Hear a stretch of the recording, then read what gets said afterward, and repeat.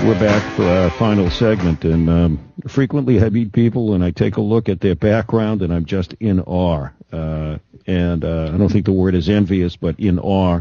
And I have one of those people on right now. Her name is Dr. Ginny Whitelaw. She's a leadership expert and Zen master, a co-founder of Focus Leadership. She's taught and coached in countless programs to global 1,000 leaders. And she is also, wow, PhD in biophysics as well as a fifth-degree black belt in, how do you pronounce that, Aikido or Aikido? Aikido. Yes. Aikido. I mean, let alone me not being a black belt or having any degrees. I can't even pronounce what it is, but it's the book is The Zen Leader, 10 Ways to Go from Barely Managing to Leading Fearlessly. And this book is published by Korea Press. And I have to say, this is indeed a pleasure to have you on. You've continued to have a remarkable career. What led you to write this book, and what's the basic message you want to get across to what demographic? Kind of a three-part question. Great. You know, I work with leaders every week, and this book is really dedicated to them because I see them struggling with the pace of today, with the pressures that keep building up faster and faster, the complex organizations they're leading, the lack of time, the constant interrupts, the pace of change. And so many of them, especially the really high-need achievers, the ones who are so responsible and that business just banks on, they're burning out, or they're barely managing, they're hanging on, they're wondering how much of this can I take. And that's where we start in the Zen Leader, in this book, is taking people from that place to how you can start turning this around, using that pressure to flip to levels of development and leadership that get you on top of it all and really help you see who you are and how you can create a better world.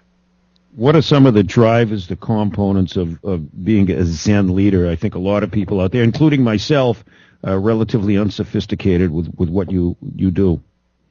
Well, it's in ways it's so simple because the Zen leader is you. It's your own nature. It's who you are spontaneously once we get out of our own way. Once we clear our fears or get rid of the smallness that makes us think in too much, I'll say, self-serving ways or fearful ways, when we can clear the fears, the part of us that gets expressed is truly in service of others. And that is the Zen leader in us. That's the Zen leader in you. I say Zen because Zen, unlike most things that we do in life, is the one thing we can do that helps us see around the edges of our ego as we normally know it, the normal way we think about ourselves.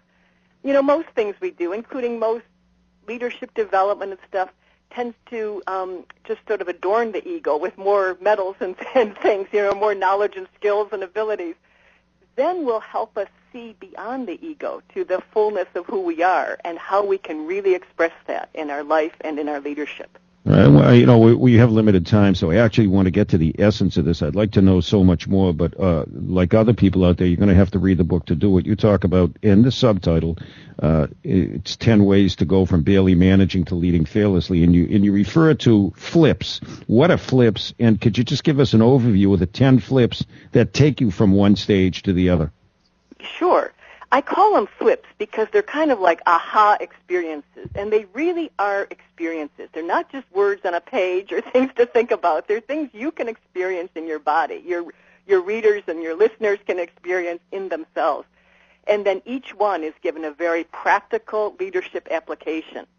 So we start with going from coping mode to transforming and how you can actually feel that flip in the mind and body of yourself as a leader. And then how you can apply it to turn things like flipping around challenges to opportunities. We look at how we can move from a place of tension to extension and how we can actually move into situations to go from or thinking, where it's my way or the highway, to and thinking, where we really can start to embrace the broader complexities of the leadership challenges that people face today. And so on from there. From out there to in here is the fourth flip, where we take a look at not blaming situations out there, but finding the roots of our own fears and how we play into it. Moving from just playing to our strengths to how we strengthen our play. in being able to access all parts of ourselves. And in doing that, able to move from controlling situations to connecting with a larger picture, from just driving results to being able to attract the future through our own personal transformation. And as we get to the latter part of the books, we're going to even bigger flips, where it's not all about me, but I become all about it in service of a larger picture. From a local self concerned with its local needs to a whole self that takes care of the whole context in which we lead. And finally, from delusion to awakening, which is the ultimate flip that reframes our entire sense of self. And again, each one gives people a sense of the experience and then how to apply it to leadership. Ginny, what kind of framework, groundwork do people need? You look at your resume, and it's positively astounding, and people say, well, where was the beginning process? Where do people have to be on the food chain in terms of actually applying these 10 flips? Right. What do they have to do first? Well, my first suggestion would be buy the book, because I think people will see exactly where to start. Start exactly where you are.